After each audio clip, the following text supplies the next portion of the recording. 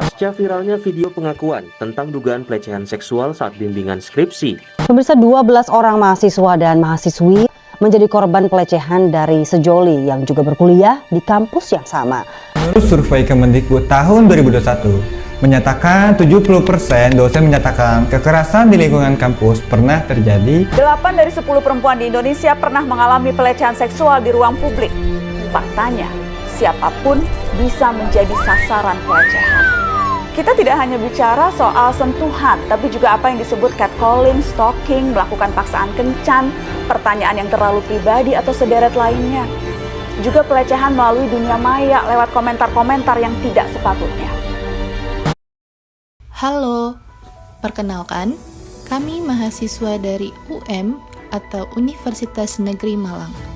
Kami akan menganalisis kasus pelecehan seksual yang ada di lingkungan kampus untuk memenuhi tugas mata kuliah Sosiologi Hukum yang diampu oleh Ibu Dr. Andes Luciana Margaretti Joe. Faktor pertama adalah hawa nafsu. Hawa nafsu dapat disebabkan oleh kegiatan berupa menonton atau melihat hal-hal yang dapat memicu untuk melakukan kegiatan seksual.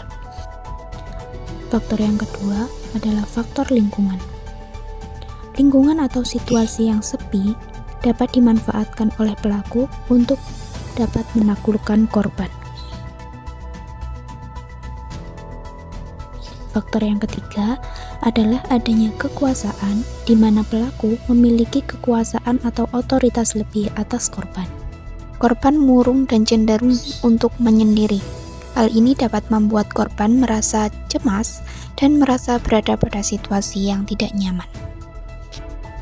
Yang kedua adalah PTSD.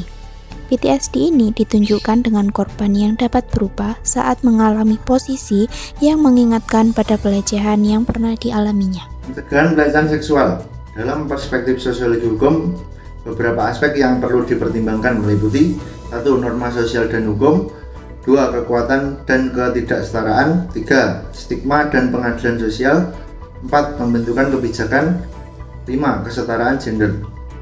Ada beberapa hal yang bisa dilakukan mahasiswa dan dosen untuk mencegah perilaku pelecehan seksual di kampus, yakni 1. Pembentukan Satgas Pelecehan Seksual, 2. Memperketat pertemuan antara dosen dan mahasiswa, 3. Kampanye pencegahan pelecehan seksual.